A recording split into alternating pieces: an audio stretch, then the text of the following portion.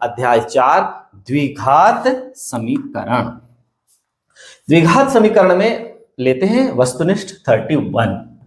मूलों की प्रकृति बताई गई है। सबसे पहले द्विघात समीकरण ax वर्ग धन bx धन c बराबर 0 के मूल वास्तविक हैं या नहीं। तो वास्तविक है या नहीं इसका पता हम कैसे लगाएंगे? इसका निर्धारण विविक्त कर d बराबर b वर्ग ऋण 4ac करता है। कैसे करता है? विविक्त कर यदि आपको पता है, विविक्त कर यदि आपको पता है, d का मान यदि आपको पता है, तो उससे आप निर्धारण कर लेंगे कि कैसे हम मूलों की प्रकृति वास्तविक है या नहीं इसका पता लगा सकते हैं।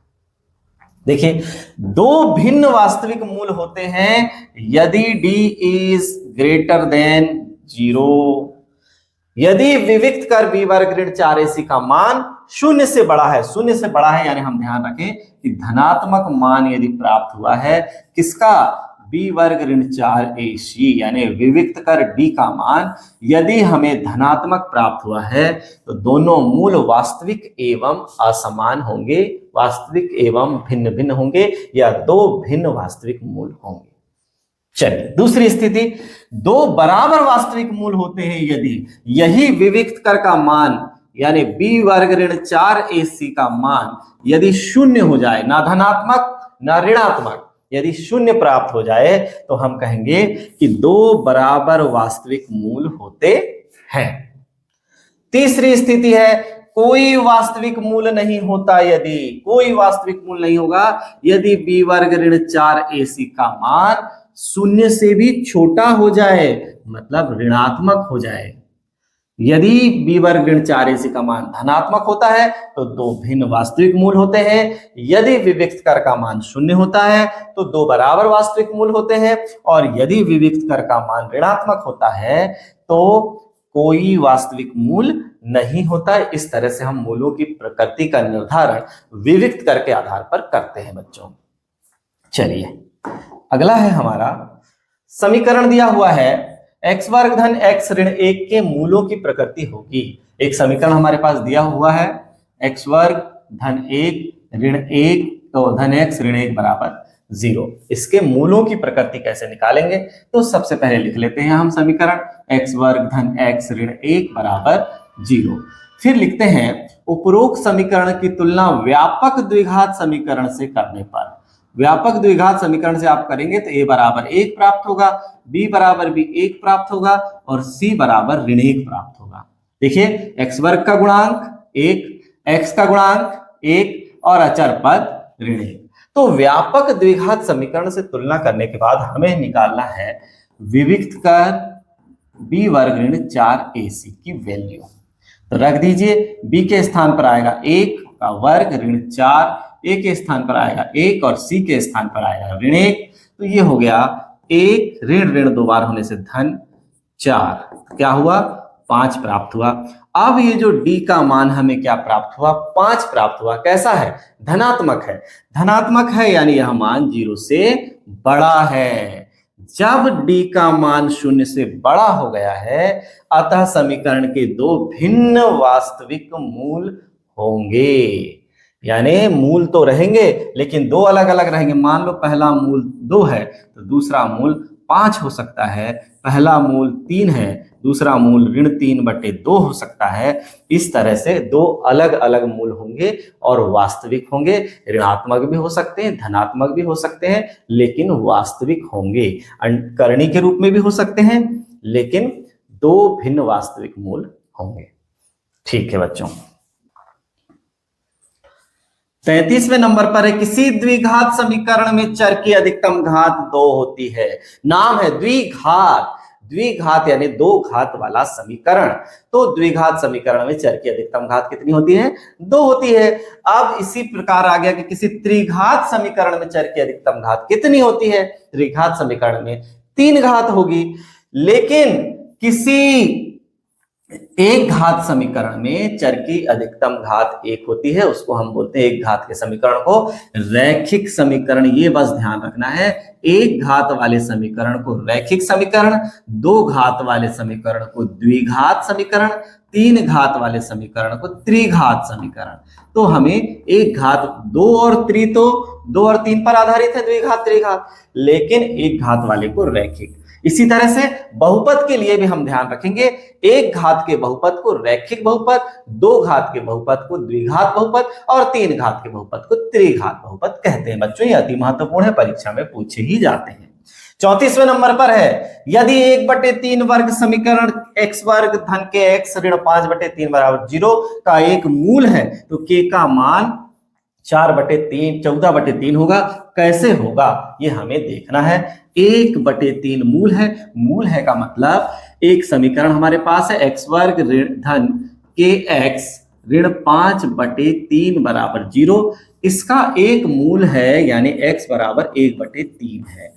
एक वैल्यू हमें दी गई है, एक ही वैल्यू की आवश्यकता है हमें, यहां पर x की वैल्यू को रखना है, सीधे k का मान आ जाएगा। तो रखते हैं x के स्थान पर 1/3 रख दिया, घात 2 है तो 2 कर दिया, धन के x के स्थान पर फिर 1/3 रख दिया और फिर ऋण 5/3 बराबर 0। तो देखिए 1/3 यानी 1/9, 1 का वर्ग 1 और 3 का वर्ग 9, यहां पर हो गया k/3 ऋण 5/3 बराबर 0।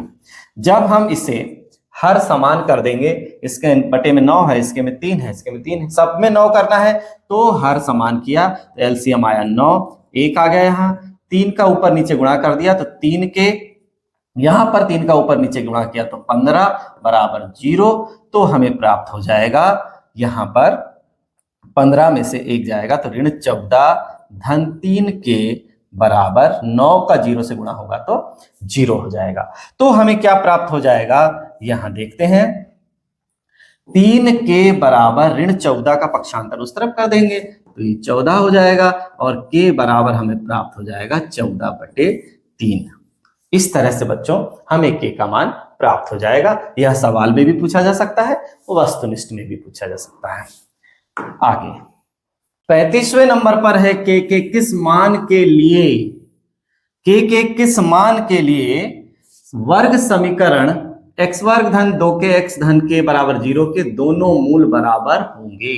के का मान क्या आएगा ऐसी स्थिति में, के बराबर 0 1। तो देखिए कैसे आएगा, तो हमें सबसे पहले यहां पर दिया गया है द्विघात समीकरण। द्विघात समीकरण क्या दिया हुआ है, तो देखिए x वर्ग धन 2 के x धन के बराबर 0, यहां पर व्यापक द्विघात समीकरण से तुलना कर देंगे। व्यापक द्विघात समीकरण से तुलना करने पर, तो व्यापक द्विघात समीकरण से जब हम तुलना कर देंगे तो देखिए यहां पर क्या है, x वर्ग का गुणांक कितना है 1 है तो a बराबर 1 आ जाएगा, b बराबर कितना होगा 2k और c बराबर क्या हो जाएगा k। तो हमें क्या है, दोनों मूल बराबर होंगे। दोनों मूल बराबर कब होंगे, जब हमें लेना है, शर्त लगा देंगे।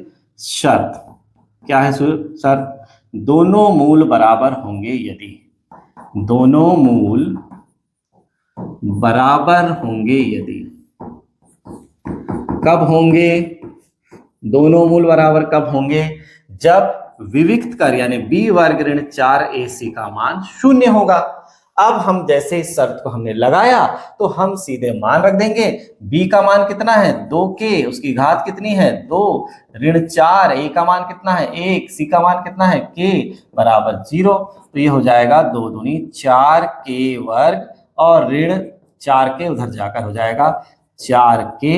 तो यहां पर देखिए अब 4k वर्ग बराबर कितना प्राप्त हो गया हमें, 4k हम से ऐसे ले लेते हैं कॉमन लेके, 4 ज्यादा अच्छे से समझ में आएगा। 4k वर्ग ऋण 4k बराबर 0, 4k को हम यहाँ पर कॉमन ले लेंगे, यहाँ हो जाएगा k - 1 बराबर 0। अब देखिए जब 4k बराबर 0 इंप्लाइज k बराबर 0, पहला मूल प्राप्त हुआ। और दूसरा मूल क्या हो जाएगा, जब k -1 इक्वल टू 0 तो k बराबर हो जाएगा 1। तो k के हमें दो मान कौन कौन से प्राप्त होंगे, 0 और 1 प्राप्त होंगे।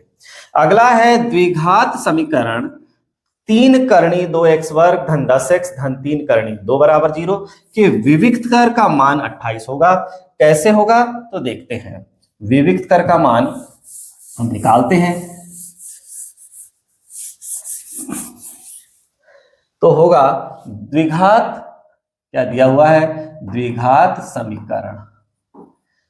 समीकरण हमें क्या दिया हुआ है, 3 करणी 2 धन 10x धन 3 करणी 2 बराबर 0 दिया हुआ है। तो विविक्त कर क्या होता है, उपरोक्त समीकरण की तुलना व्यापक द्विघात समीकरण से तुलना करने पर, व्यापक द्विघात समीकरण से तुलना करने पर जब हम व्यापक द्विघात समीकरण से तुलना करेंगे तो a बराबर हमें क्या प्राप्त हो जाएगा, यहाँ x वर्ग है, a बराबर हमें 3 करणी 2 प्राप्त हो जाएगा, b बराबर क्या प्राप्त हो जाएगा, b बराबर हमें 10 प्राप्त हो जाएगा और c बराबर भी 3 करणी 2 प्राप्त हो जाएगा।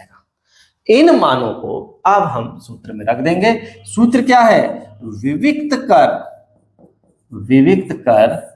d बराबर क्या है, b वर्ग ऋण 4ac, इसमें मान रख देंगे तो क्या हो जाएगा, मान रखने पे b का मान कितना है 10, उसकी घात कितनी है 2, ऋण 4, a का मान कितना है 3 करणी 2 और c का मान भी कितना है 3 करणी 2। तो इस तरह से हो जाएगा 10 का वर्ग 100 और फिर 3 करणी 2 मतलब 9, 9 दूनी 18 और 18 चौके 72। इस तरह से 100 में से जब हम 72 को घटाएंगे तो हमें 28 प्राप्त हो जाएगा बच्चों।